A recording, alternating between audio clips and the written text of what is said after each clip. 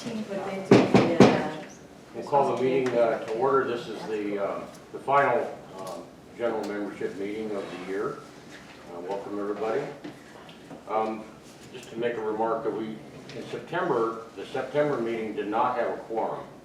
Therefore, according to Maryland law, it specifies that for an organization like this, if you don't have a quorum, the next meeting that you schedule will constitute a quorum.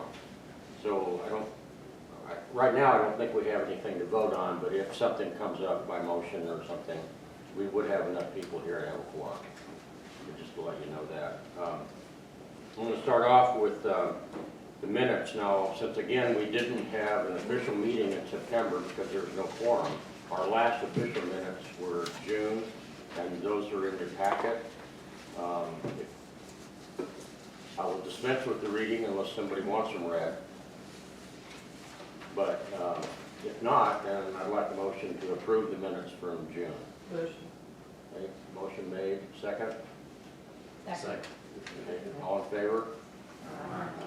Opposed? Okay, the minutes are approved. All right, as far as president's remarks, first off, I'm not the president, I'm the vice president. He's out of town, Tony's out of town, so I'll run the meeting until you kick me out. My name's Mike Snap. I've been on the board for a couple of years, I guess, and been a resident here for quite a while. Probably not as long as some of you, but I also noticed we have some newcomers. If anybody would like to introduce themselves, we'd appreciate it. If you're first time new to the meeting. Maybe you should introduce the board. Pardon me? Maybe the board should introduce themselves. Well, we could do that. Let's introduce ourselves. I'm Rhea Webster. I'm not on the board. I'm the manager. And we can. Janice Fortwood. Gary Heel. Jack Andre. And I'm Mike Snap. Bonnie Blaze. Asha Andreas. Ginny Rice. Okay. And I want to take a minute to thank all the board members. Just to let you know, if you are new, we meet typically the first Tuesday of every month. Sometimes it gets rescheduled due to travel conflicts or something like that. Those meetings are open to the public. They're held in the office, 7 o'clock on the first Tuesdays, and the agenda comes out I post it Friday on the website. it comes out on the website. So it's typically just business meetings. We discuss budgets and things like that. But anybody's welcome if you'd like to attend any of those. Okay, now newcomer introductions. I'll introduce the We newcomers. could just go around the room since there's so few of us. And Yeah, Introduce yourself. Are you a newcomer? Well, I don't know, I was here last year, but No, we just can So- go down the line. My name is James Newcomb. This is my wife Sheila Newcomb. Originally from New Orleans, Louisiana, then moved up to Media, Pennsylvania, and then to Millersville to work at 3 Mile Island. That plant shut down, and I was transferred to Calvert Cliffs. So I work at Calvert Cliffs Nuclear Power Plant up in Earl here. And she is also a contractor and also goes from utility to utility or site tenants there as well. So okay, great. just moved in, I think October 15th was our closing, and Oh, wow. the moving truck came in on the 19th. So Great. we're Well, happy to welcome. be here. Welcome. It's a Where'd you move in? good community. I hope you like it. I'm here on 429 Overlook, the one on the corner with the white picket fence. well, Okay. It's great. Right across from me. Yes. Peter? Well, right across from us. Yes, yes. That's right. We're just going to go around the room Oh, since I'm there's so sorry. few of us. Everybody will get to know each other a little bit better that way. my name's Peter Holt, and been a long-time resident here since, I don't know, since the 80s. I've had property and watched our board develop over the years. It's a very fine board, great volunteers. My job here is to look after the safety of the community. We have a safety committee, so if you have any safety concerns, please let Maria or me or one of our members know, and we'll help you out. Okay. I'm Dana Rankin, John Stewart, my partner in crime. We moved here from West Virginia. His family in the area, and we used to come down here on vacation, not necessarily right here, but we love the area and we just wanted to move, so we moved. Okay, good. John Stewart. Part of friends. I was originally born in Maryland. I've been in West Virginia for like 25 years. I wanted to come back. I like water. Yeah, good. Okay, my name is Marcia Lapham, and I've been here 9 years. I retired speech pathologist from Florida. So I moved up here to be with my daughter, Good. who's now moved to France. Farther Couldn't get far enough away from you, huh? Could be a nice place to go. Yeah. Nice to visit, yes. So I'm happy to be back. I haven't been to a board meeting for a couple of years, but I know you, and I know Peter. Good. Peter. Marcia, hi. My name is Didn't see you Mary in a Ann while. McGowan, and I'm the president of the Drum Point Club. If any of you that don't already belong, I'm always looking for new members, and Betsy here is our membership coordinator, so come on down and visit us and become members. And I've been living in the area since '97, but I didn't retire until 2011, so I've only been getting active in the last few years. And, it's a great place to live. I like being on the water. And thanks for hosting us here on the. Oh, you're welcome. Yeah, really nice.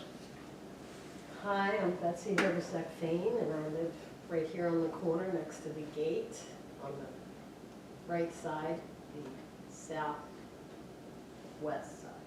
I got that. I came to Maryland in 2004, and because my sister was here, now she moved to Austin, Texas. And I moved into the neighborhood in 2011. And I am the membership chair for the club, if anybody's interested, but I'm also in charge of the grounds and the gardening and stuff like that. If anybody has a green thumb or just spare time to trim some stuff, just let me know. Thanks. Okay, great, thanks. I'm Karen Hansen, excuse me. I live across the street from Betsy. In Overlook, and we've been here just 3 years. And, you know, retired, moved down here from Montgomery County. It's a very good decision. I'm Al Lellis. I live on Skyview Lane. I live there across the street from my daughter. I came there to visit her once, and we wound up buying a property on Skyview Lane. And, well, we live in Florida mainly, and this is considered very cold for us. I'm Al Lynch. We live on Pine Lane, Dave and myself. We have a cottage there, and we hopefully we'll be out of here once it gets a little bit colder. We've been here about 15 years. Used to spend maybe 3 nights a week at the cottage over the year, and then we'd sleep on the boat. Now, as I'm retired, we spend a little more time here and less up in Northern Virginia. So we're kind of phasing, you know how that is. But between leaving this cold weather and we don't spend too much time. But it's more and more we're spending more time down here. We do like it. We have a boat with spring coat. So we sleep on the boat more than we sleep at the cottage. So we had to buy a cottage because she says, what if I break my hip? So that's why we do. All right, thank you. I'm Adrian Stanton. My wife Dawn and I live on Bay Drive. We've been there about 5 years. Mike's brother or? No, No, related? not related at all, Not at all. just across the street. Okay.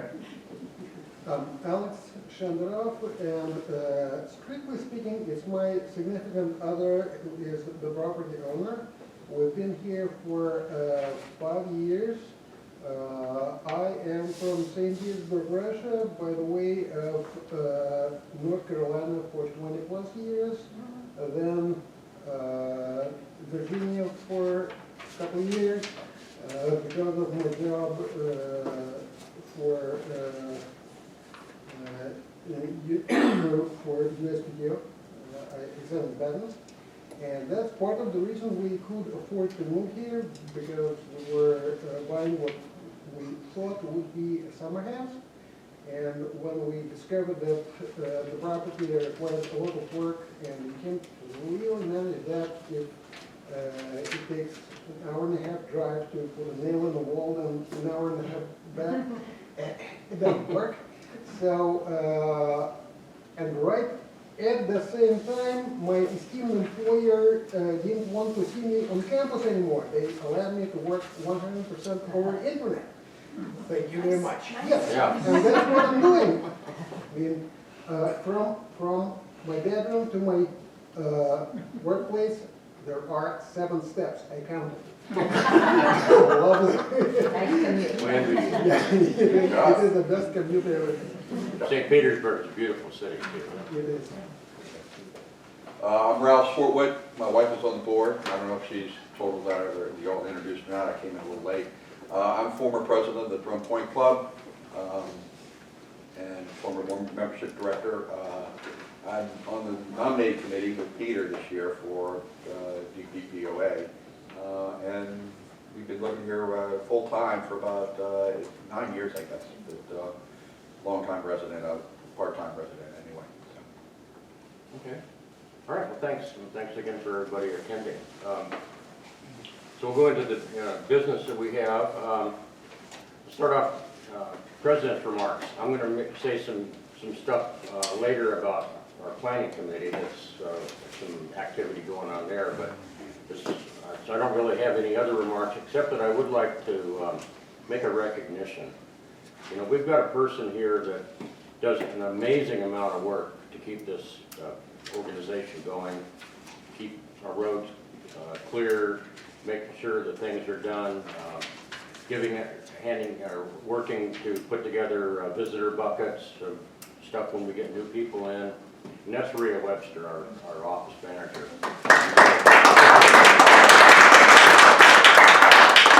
Without her, I don't think we wouldn't be surviving.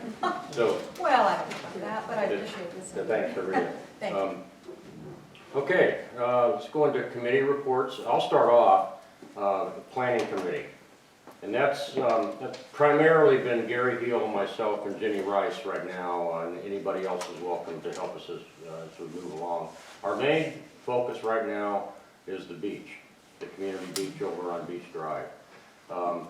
If you've been down there, you've undoubtedly seen that there's quite a bit of erosion. We've got the old road bed appears now and then and gets covered and comes back, but right now it's been exposed again. And we are losing, we're losing the beach, and it's not going to get better with water rising and so forth. So we're taking a look at that and see if we can find some way to mitigate the erosion that's taking place there. We've looked, we've thought about some options like berms and sills and things like that, structures, jetties. But what we've done is we've contacted an engineer who's actually out of Northern Virginia, or out of Virginia's Tidewater area. And he did a lot of work planning. There's a big erosion project that was done up on the Potomac, up around Swan Point, where they put in multiple breakwaters. And if you do a Google map search and look up on the Potomac up around Swan Point, you'll see where these breakwaters are out in the river, and they've got scalloped beaches behind them. It really seems to have helped. So we've kind of focused on that, and we contacted him. We've also contacted the Maryland Department of Environment and had their representative, their person responsible for Calvert County, has come out and met with us and looked at the site. And he believes that probably some combination of breakwater and sill or spur is the kind of thing that we're going to have to be looking at. He says he thinks that we won't have a problem getting permits and so forth once we decide what we need to do. But he recommended having an engineer look at it. So we've contacted an engineer and got an initial kind of an estimate of what we might be able to do. We're going to have to pursue that more. This is not going to be a quick fix. For one thing, it's going to take time to get to develop what we want to do out there. It's going to take, we're going to have to get bids, we'll have to get permits and all that. But the big stumbling block probably is going to be money. This is not going to be cheap. It's probably going to be in the $100,000 or more range to do what needs to be done if we're going to preserve the beach. So there's going to be some long-term planning and budgeting and so forth that will have to take place, along with community approval. But that's been our focus, is to see if we can preserve that beach, which is a great resource for the community. Both adults and kids and everything, so we hate to lose that. And that's what we're focusing on right now. That information will be coming out to you as we make progress and let you know what's going on and what kind of things we're looking at doing and what sort of estimates we may be looking at and ideas on how we're going to fund it and all that. So stay tuned. Any questions on that? Sir? As far as, in the meantime, being able to use what we have, it's completely overgrown with some thorny weeds, which I think we can take care of ourselves. All it takes is basically some rakes and some muscle power.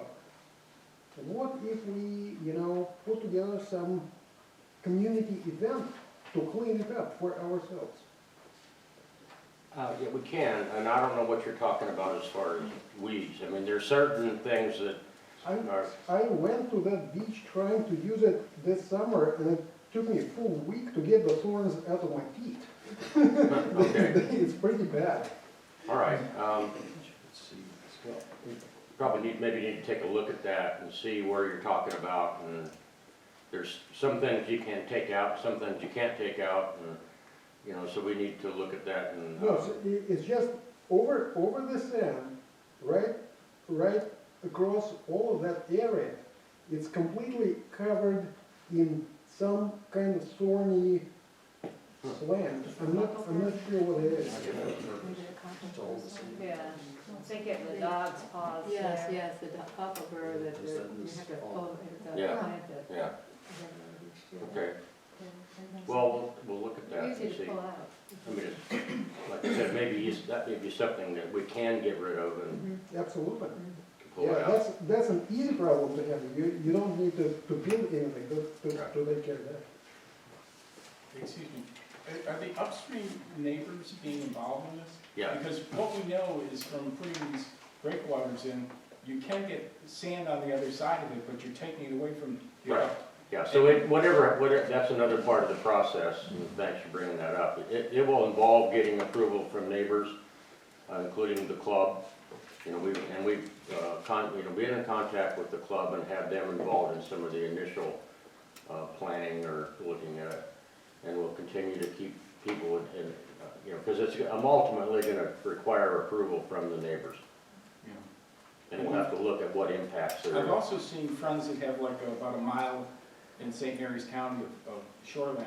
They were required to put in 600 trees once they open up that door with the it was amazing. Yeah. And that's a lot of money because they got to be 3 inches. Yeah, that's not gonna be the case here. Yeah, I don't think so. This is Well, we talked with Maryland State, huh? and, the county follows the state, and the state has made it clear there's not gonna be a problem, and no penalties for it at all. And they're the ones that come up with the plan so that we wouldn't have impact on properties up and down, so. Okay, that's good to know.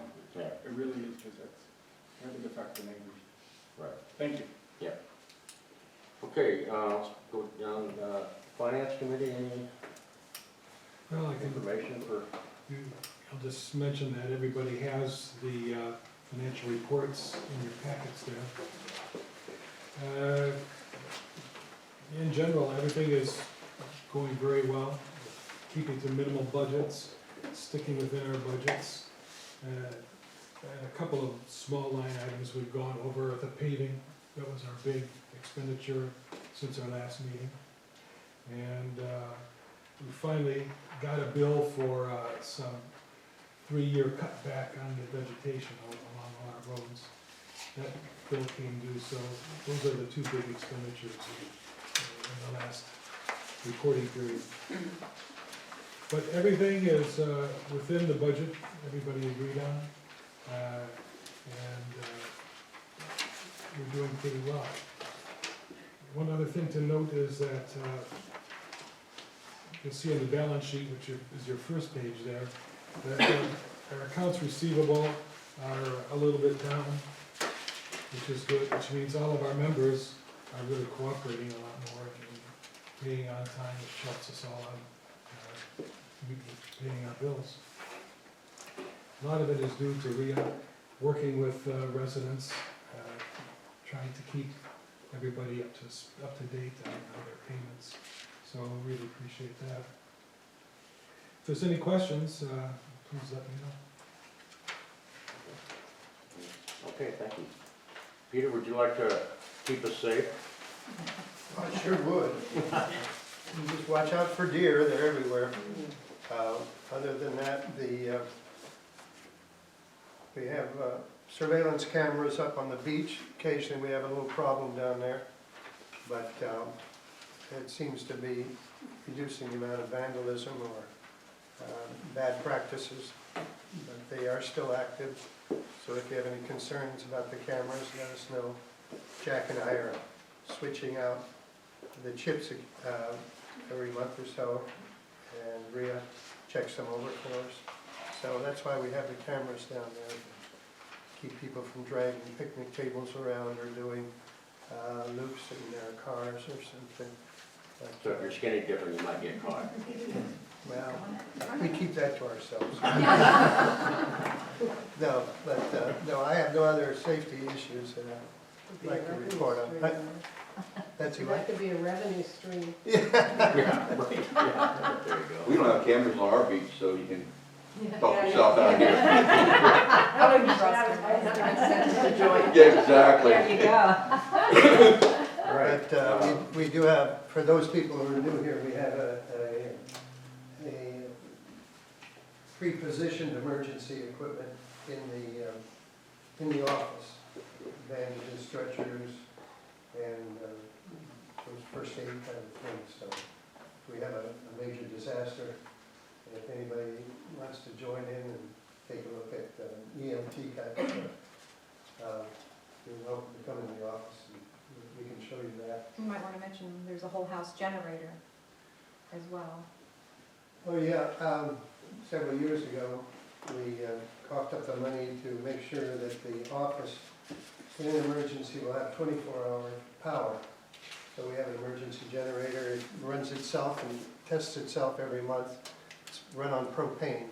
So when everything else goes down, Rhea will be nice and warm in the office. You can come charge your phone. How many bedrooms does that house have? Pardon? How many bedrooms does that house have? None now. Doesn't even have an couch. That's true. We got some stretchers and cots, but it is a place of refuge, and we are in touch with the Emergency Operations Center in Prince Frederick. We keep a very tight relationship with them, and so that if there is an incident down here, they know that they can come in here and work with us, set up a sort of a master site for handling any emergencies. But this is for dire circumstances. Otherwise, call 911. They're really your first jump. We're backup, and pre-positioning is basically our function. But if you have any concerns about this, come talk to us, and we'll help you out. Okay, next. Bonnie, environment? Yeah, so we, as many of you know, we sprayed for the third annual year the Phragmites, which is an invasive species that the state wants us to get rid of too because it's very devastating to wetlands. And we'll be arranging to have someone, we have to arrange for somebody to come and cut the dead canes down in January, February timeframe. But other than that, there's nothing to report. Okay. Roads. That's me. So as Jack talked about, we spent a lot of money this fall finishing up the 3-year cutback and the paving. The paving was about close to 1.5 miles of roads, which was a significant effort this year because 2 of the roads that we were repaving needed to be widened, and so that made the effort more. The road bed itself had to be strengthened some and more pavement than normally would be. But anyway, it went well. We had several, we even had a sinkhole that we didn't realize was there that we had to take care of. You know, like tree roots, it was just an unusual paving exercise this year. And our engineer, Jeff McDonald, did an amazing job of keeping the contractors straight and getting that job done. For those of you who aren't aware, it is Laurel Way, Bayview, and roads that run off of those two roads, smaller roads, feeders to them, was the area that was paved this year. The 3-year cutback, which is always an exercise, took a long time. It took a year, pretty much, more than a year to get it all done. And there was a variety of reasons for that. But it's all done now and paid for. As usual, every time we do a 3-year cutback, we have people calling that are not happy with what we're doing. And we dealt with all of those situations. Usually it requires explaining where, just because the asphalt is there doesn't mean that's where the right-of-way is. The right-of-way is much wider than the asphalt. The asphalt's usually 12 to 16 feet wide, and the right-of-way is 40 feet wide. So, and I bet every one of you have a house that's on a road. So that right-of-way is further back on your property than you might think about. However, if you want to plant things in the right-of-way, close to the road, keep in mind we like to keep enough space for a car to park there if necessary, or for an emergency vehicle to be able to get through, and those sorts of things. So the 3-year cutback is to make sure that school buses, emergency vehicles can get through with unimpeded and doesn't damage other vehicles. So that's all done. We don't have any real. Snow removal's coming up. We haven't had much happen. Yes, snow removal is always a challenge, trying to understand when to plow and when not to plow. But we've spent a lot of money in the last 10 years on stormwater management upkeep, and as a result, we haven't had any stormwater management issues this year at all, which is good, because digging out a swale and putting in new culverts or whatever is expensive stuff. So that's paid off for us. I remind everybody that you know, when you talk to your insurance people for your house insurance, you should make sure they understand that we have 3 dry hydrants. We don't have public water here, so you don't have fire hydrants, but we do have 3 dry hydrants that the fire department can hook up to and pump water into their pumpers, so that they don't have to run up to city water to fill their pumpers with, so that they can respond quicker. Where are they located? There's one on Riverview. on Laurel Way. What is that lake called? Lake Charming. Lake Charming. There's one on Mill Creek Causeway, which is, I don't think that lake has a name, which is off of Rousby Hall Road It's and Lake Vista. And the other one is down here at Lake Vista, which is the extension of Overlook as it winds down by the river. That's where they are. And that's my report. All right, thank you. Any questions or? So, just so I understand correctly, so you're saying there's 3 locations throughout the property here that a fire truck can draw water and fill up and then head to a home to fight a fire? Correct. So I would imagine that the fire companies are well aware. Yes. They're clearly labeled and marked, They they're maintain brilliant in them. color. And they test Reflectors, all that for periodically the to make sure snow. they still Okay, work. so they're, and this is new, or these have been here for? Well, if you ride by, you'll see that there's usually, well, there is, not usually, there is, posts with chain on them to keep, so people don't lock them in, and the fire department just run over that. They just Yeah, I didn't even think They about get their that, chainsaws fighting a out fire or whatever. here with the well water. I didn't even think about how they would tie into some source and start. Everybody has a tanker though, so they'll come in with their own water. Yeah, they start with a load big of box, water, and then the usually more than tankers go one, and then when they empty refill it one, they'll as- go refill it. Yeah, that's how it works.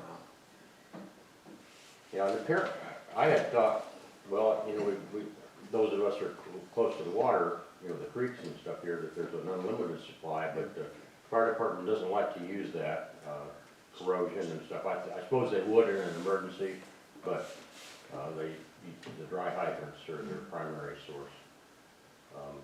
And I don't, it's interesting you bring that up with the insurance. I haven't actually explored that either, so it might be worth, doing that. I think, 10 years ago when they were installed or thereabouts, John Gray investigated whether that would reduce our rates. I don't recall that it does. That does for me. Oh, it does, okay. Maybe it USAA, depended on your you know, proximity. Maybe Yeah, it depends but on. if you don't tell them, they don't know. Well, because I know. Well, on you're our They'll ask you if policy, you have fire departments. Yeah, and it'll say proximity to a fire Right. That's right, you have hydrant. to You're be- very close to the one on Anchor, Yeah. and that might make a difference. So the one is on Anchor, the one you're talking Anchor, about? Laurel, and Riverview. Okay. Yeah, they let you be like 1,000 feet from a hydrant or something. You're pretty close. Well, it's worth mentioning anyway to your, Yeah, you don't ask, you don't get. Right. So that Right. works. A while back, I brought up about the turnaround here, and you guys were gonna discuss it. Did you discuss? Yeah, we've looked at it anything? 3 times now, and there's just nothing we can do. Short of buying the lots, which Yeah, apparently they don't wanna sell it either. is not in something that we're gonna do, so. And I don't think you can put up any kind of barrier on their property without getting their permission. I wonder if they even I know. need a barrier on my property because they keep knocking Yeah. out my electric box. Yeah, well, that, yeah. So, if anybody knows where to get piling stumps so I can replace those tree stumps that are deteriorating, let me know. Yeah. I think I'll go down to Ward's, I just saw I was gonna that say the one other of the day. Marine- That's a good place. hmm. Old pilings. Anything, any other questions on that? Okay, welcome committee, do we, Just real briefly, for people who are maybe not aware, Cindy Andre, actually Jack's wife, kind of spearheads the effort and goes out to the different merchants and picks up supplies for our buckets. She does that on a regular basis. And then we started this about 1.5 years ago. Originally, the intention was, not the intention, but the reason behind it was I couldn't get email addresses and phone numbers from people unless they came into the office. So it was really kind of an effort to get people to come into the office. But then when Cindy took it over, she really pushed to make it into this nice bucket that you guys both got from Ace Hardware. And originally Jenna and Asha were assembling the buckets and so on, and Jenna's been out of commission for a little while, but she's almost back. And so Jenny's been stepping in to assemble the buckets and so on. So it's going very well. I mean, it's served its purpose of my getting information I need, and it welcomes you to the community, so. Yeah. It's kind of slowed down now with home sales have slowed, so. yeah, thanks, I think it's been a nice welcoming gesture, I think, since you guys It's been real good. got that idea and started and pursued it. And I'll just say it also, in that welcome bucket are, little packets for different, stores, with the florists, the hair cutter, not the hair. The hair place, The hair Julia's. place. I make little coupons for. Yeah, and then we put in a thing for the Drum Point Club, and then things that are going on at Anne Marie Gardens, and if you can, do kayaking or hiking, and then, a map of, the area. So, just to encourage, the businesses, in our area. And I always tell everybody to make sure you visit the visitor center. I had no idea they had so much information. And we pretty much concentrate on brochures from Calvert County. But they have, Prince George's County, Anne Arundel County, St. Mary's, Charles, all kinds of information about this area, things to do. You're talking about Visitor center has moved Solomon's now. under the bridge. It's It's moved moved to to the the museum, Calvert. I think It's just in for the the museum. winter. I think just for the winter though. I'm not sure. I think they've moved to the museum, but just for the winter. No, there's, No. Is that permanent? they've turned, Because that they've turned the visitor center over to the, DNR. to DNR Oh, I didn't realize. for for licensing and registration, some Okay. on boats and fishing Okay. and whatnot. Oh, that's good. I didn't know. That makes sense. Okay. Yeah, so that's, so I think, I don't know if they're gonna stay in the museum or try to find another place or what, but that, I I don't see know why the they shouldn't DNR is stay taking right over. there. I think they still have some stuff outside, you know, on the maps and things like Right, that, just for right. information. I didn't realize it was permanent. So Yeah. good. Okay, I don't see any old business from the last meeting. We've kind of, the committees have talked about things that are ongoing, so we've got to cover old business. New business, we're preparing now for next year's nominations and elections of board members, and we have a nominating committee now that's composed of Peter Holt, Ralph Swartwood, and Regis Johnston, who's not here, but the three of them will be putting together a slate of nominees. I don't think we have much coming up, maybe one or two slots that we know of right now, but if you're interested in being on the board, contact Peter or one of the nominating committee people. They'll be presenting that prior to March.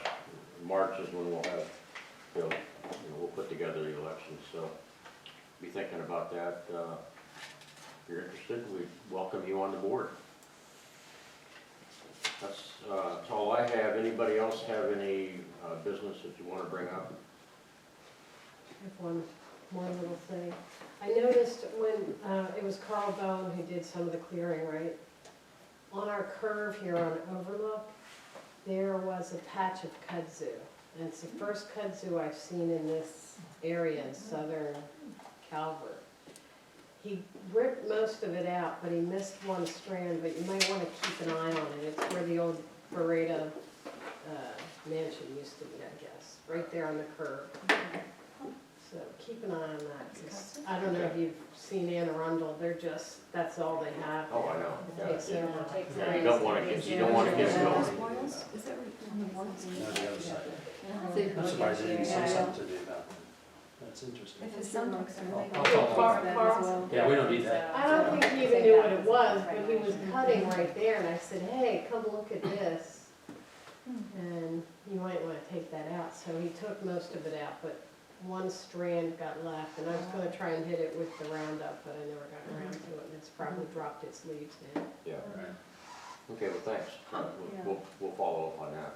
Grows very fast. It does, it's awful. Oh, yeah, it's horrible. And you know, we have that big ginkgo tree there. Are you guys familiar with that ginkgo tree?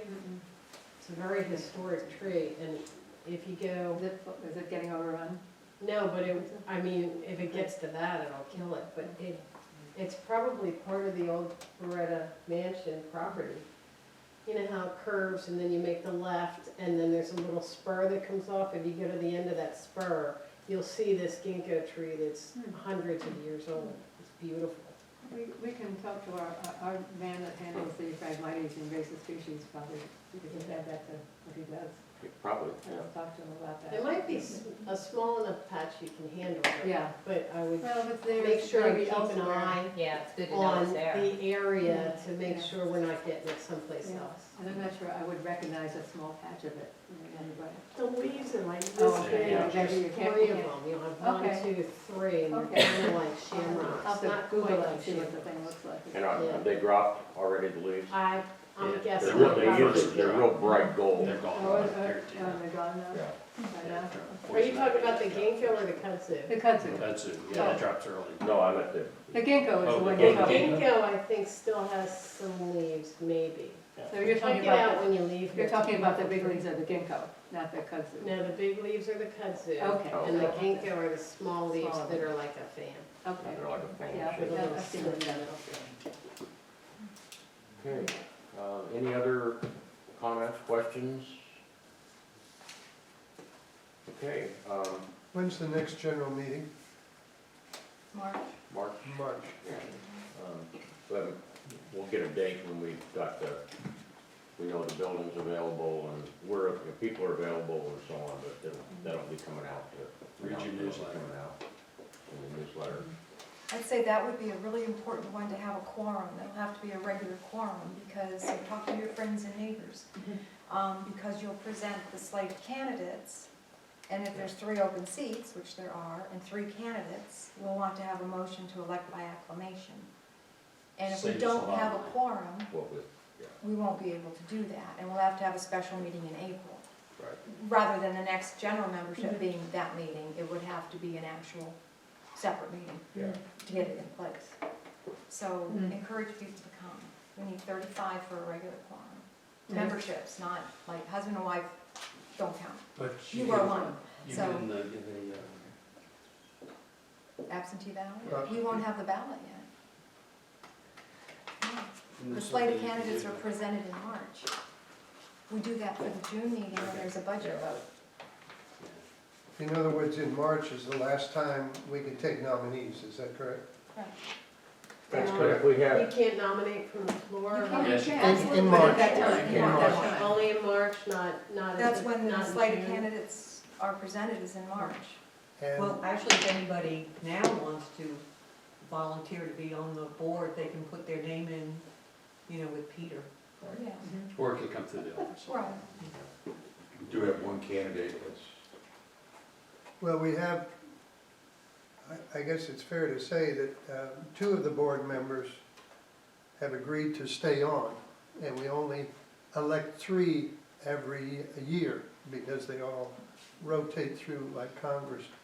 And so we have two of the current board members are willing to stay on, so that leaves us 1 vacancy to fill. And we currently have 1 volunteer who's offered to serve, so that doesn't preclude anybody else from nominating themselves or being nominated. But I just wanted to bring you up to speed where we're at right now in terms of nominees and vacancies. okay. Well, hearing no additional business, we will adjourn the meeting. And there are still coffee and cookies out there, and thanks for coming again. Have a good holiday coming up. Thank you. Thanks, Mike.